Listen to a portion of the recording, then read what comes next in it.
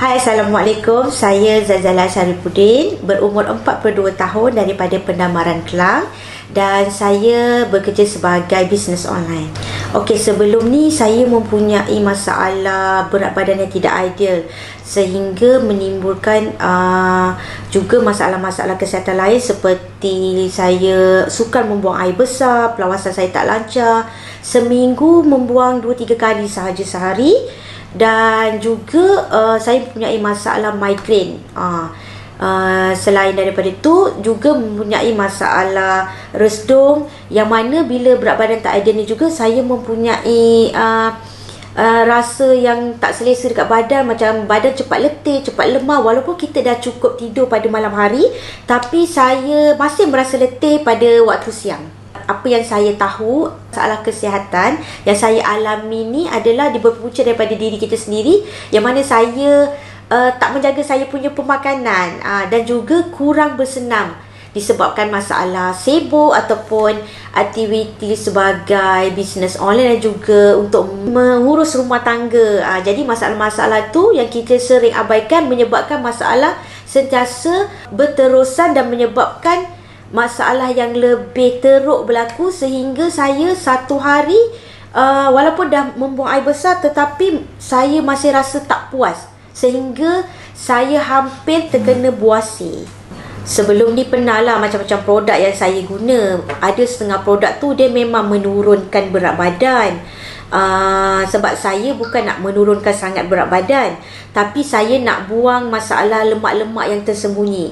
Dan juga bila berat badan turun pun luaran memang okey, tapi dalaman pula yang macam saya cakap, kesihatan macam pelawasan tak lancar, migraine, resdung tu masih tak boleh dirawat. Walaupun saya dah cuba, orang cakap kena detox, kena buat sendiri kan, detox semua tu. Sometimes sebab kita tak banyak masa, kita leceh nak buat sendiri. Jadi nak cuba produk-produk yang saya tak tahu dia punya asal daripada mana pun, saya takut sebab saya sangat menitik beratkan kesihatan, yang sebab benda tu akan efek bila kita dengar daripada perkongsian kawan-kawan kita, bila tersalah ambil produk dia akan efek dekat kita punya organ dalaman. Jadi saya sangat berhati-hati walaupun saya mencari-cari produk yang sesuai untuk saya. Saya tahu berkenaan dengan SKV ni bermula bila saya nampak dekat Facebook, bila ada kawan saya yang juga dulu tim saya, dia ada post pasal produk kesihatan SKV. Tapi produk yang dia promote tu bukannya produk yang berkenaan dengan saya punya masalah. Dia berkenaan dengan produk ibu dan ayah saya, iaitu masalah kecemasan darah tinggi. Tapi bila saya mula kenal sendiri, saya pergi jumpa master stockistnya dan terus dia terangkan pasal produk lain-lain, semua sekali produk, membuatkan saya jatuh cinta dan saya terus join sebagai tim SKV. Dan saya lebih tahu maklumat lanjut tentang produk-produk, menyebabkan saya jatuh cinta dengan produk yang saya guna untuk menyelesaikan masalah saya. Okey, produk Nutrell ni saya mula mengambilnya pada tahun 2019 bulan 8. Masa tu saya baru join, dan sebab saya ada masalah tu, dan bila dah join team saya dah tahu kebaikan-kebaikan dan menyebabkan saya teruja untuk mencuba Nutrell sendiri.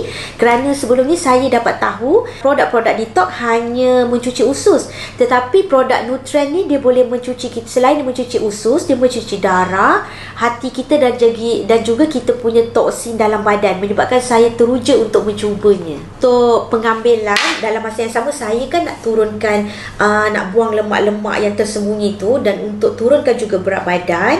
Jadi untuk 10 hari yang pertama saya mengambil 2 sachet Nutrell, satu sachet sebelum makan pagi dan juga 1 sachet sebelum waktu tidur.